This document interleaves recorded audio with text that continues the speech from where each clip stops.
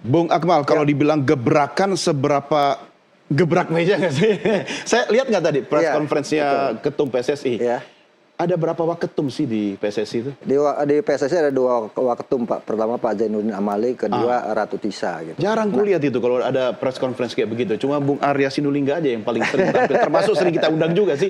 Ini solid nggak sih kira-kira? Oke, ini bagus ya gebrakan. Tapi internal PSSI seperti apa? Bocoran? Ya, saya ketika Pak Erick Thohir terpilih sebagai Ketua Umum PSSI, saya sampaikan 5 pesan. 5 bom waktu yang sewaktu-waktu meledak di tangan Erick Thohir. Yang pertama soal regulasi, soal statuta, kemudian soal aturan-aturan PSSI. Yang kedua terkait misalnya dengan kompetisi dan pembinaan usia muda. Yang ketiga terkait dengan jual beli klub dan juga cross ownership kepemilikan ganda klub. Yang keempat terkait dengan tim nasional Indonesia, kemudian yang terakhir tentang pembenahan ekosistem sepak bola Indonesia. 5 hal ini kalau kemudian tidak dibenahi satu persatu bisa salah satunya meledak. Salah satunya misalnya tim nasional kita lagi bagus kan, sehingga kemudian tidak meledak. Pak Erick Thohir kemudian diberikan apresiasi oleh masyarakat mampu mengerek tim nasional kita dari tadinya peringkat 179 sekarang 134, loncatan yang itu bagus. Yang kedua PR terberat saat ini adalah ya kompetisi gitu kan, bom waktu yang bisa meledak sewaktu-waktu. Misal ketika eranya Pak Muhammad Iryawan tiba-tiba ada kanjuruhan, akhirnya Pak Muhammad Iryawan lengser, ya kan. Nah ini problem-problem ini yang harus dibenahi oleh oleh PSSI saat ini. Kalau bicara apakah PSSI saat ini solid, pasti kalau bicara solid setiap orang punya pemikiran berbeda-beda. Tapi partai politik aja PSSI ini. Ini kan dinamika gitu kan, karena berbagai mereka yang masuk ke PSSI bukan atas pilihan Erick Thohir kan, mereka mencalonkan diri masing-masing dengan visi misi masing-masing. Artinya ketum gitu. Tidak bisa memilih orang-orangnya semua. Bisa untuk hal-hal yang sifatnya teknis ya kan, misalnya. Tapi kalau kemudian misal untuk mengganti sekjen saja, ketua umum PSSI harus berkoordinasi dan juga harus merapatkan dulu dengan exco, karena ini kan sifatnya kolektif kolegial. Pak Erick Thohir tidak bisa kemudian memutuskan seorang diri menunjuk Mas Doni misalnya sebagai sekjen PSSI, karena pasti harus menerima. Nggak bakalan juga sih. Harus mendengarkan. Kalau Anda mungkin, ya kan, belum tentu juga. DNA-nya udah sepak bola.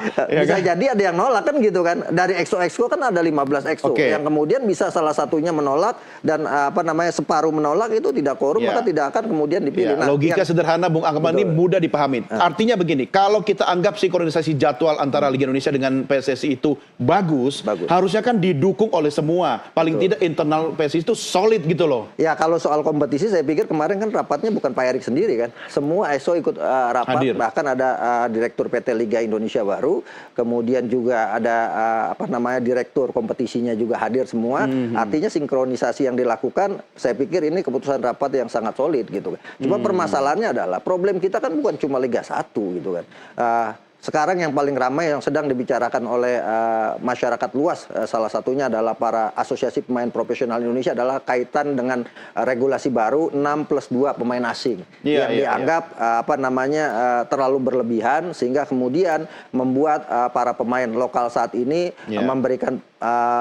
memberikan warning dan juga memberikan saran kepada Ketua Umum PSSI untuk ditinjau kembali. Karena DPR juga gerak. Betul. Karena 6+2 ini akan membuat para pemain lokal ini punya waktu bertandingnya sangat minim. Nah, karena itu misalnya solusinya adalah ketika 6+2 ini diberlakukan, maka PSSI bukan cuma menggelar kompetisi Liga 1, harusnya juga ada, kalau di Thailand ada 4 kompetisi.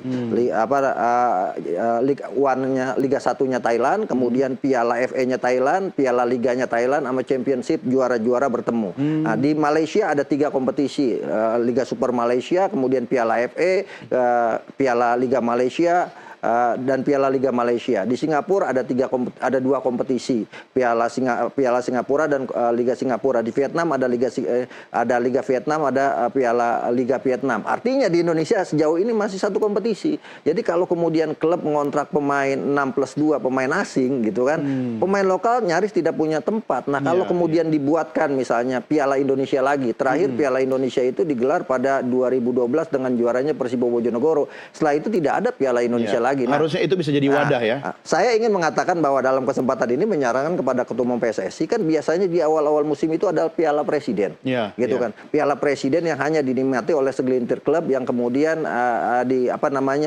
dikelola untuk mendapatkan bagian dari sisi bisnisnya. Saya pikir Piala Presiden harus naik levelnya menjadi Piala Indonesia itu, gitu kan, di mana tropinya adalah Piala Presiden yang diikuti oleh klub-klub Liga 4, Liga 3, Liga 2, Liga 1. Nah, Road to Senayan misalnya. Nah, ini kan akan membuat kompetisi semakin marah. Pemain-pemain lokal misalnya yang tidak dapat tempat di Liga 1 itu bisa main di kompetisi Piala Liga atau turnamen-turnamen lain yang digelar oleh PSSI. Kayak di Inggris juara Liga masuk FA ya, pemanasan ya. Ada Kita piala. Pemanasannya apa? Ya, itu dia kan, kita tidak ada. Kalau misalnya dibuatlah misalnya pembukaan Liga Indonesia besok dengan Community Shield seperti di Inggris, gitu kan, mempertemukan misalnya juara reguler saat ini yang ada Borneo FC dengan juara Liga. Tapi kalau nanti ada Piala Indonesia kan bisa dipertemukan juara Piala Indonesia dengan juara Liga 1 Indonesia. Sehingga kemudian dibuat sebuah event Community Shield namanya, tempat kita kemudian membuka kompetisi